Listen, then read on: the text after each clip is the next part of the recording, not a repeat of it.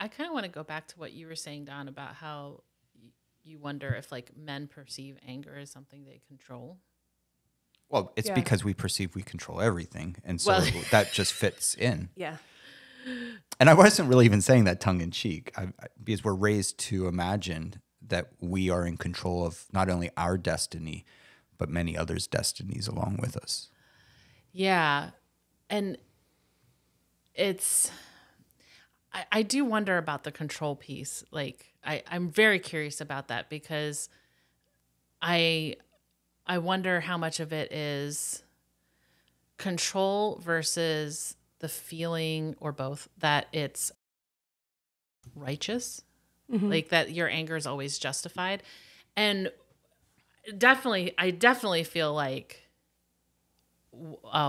white men's anger is weaponized in interesting ways. And one of the best examples I can think of this is the confirmation hearing for Brett Kavanaugh back in my drinking buddy. I like beer.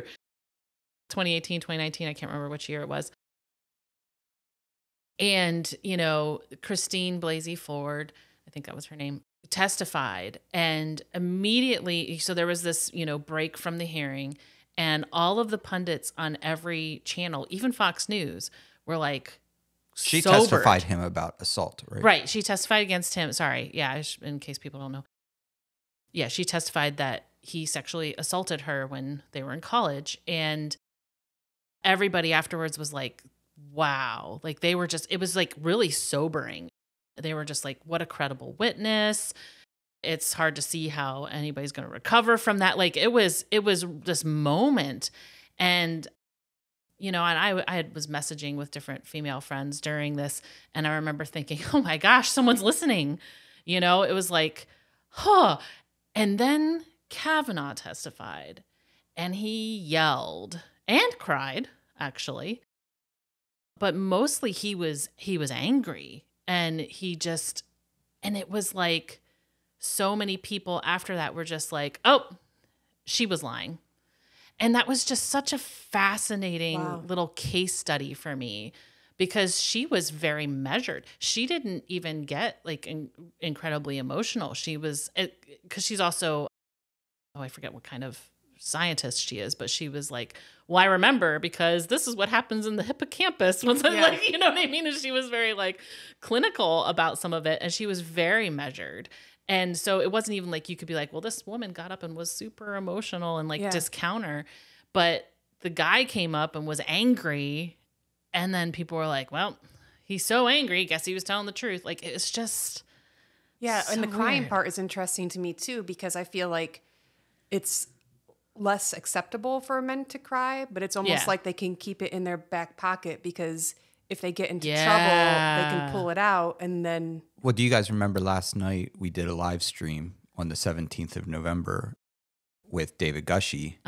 And we were talking about how, like, in certain situations where a male pastor falls from grace. Oh, right.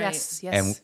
And he made the comment, and I said, the pastor gets up, apologizes, and everyone's like, oh, wow, or asks for forgiveness, and he goes, and if he can muster up a tear, is what Gushy said. And I mean, that's it right there, right? That, wow.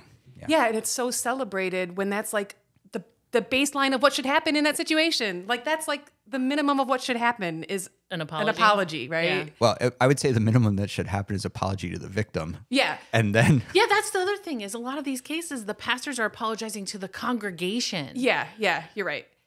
So I'm saying it in the wrong way, but but it's like this, people act like they did so much, but it's you so did little, your job. And there's so much, there's so much more that should and need to be done. Yeah, I showed up and did the bare minimum. Where's my applause?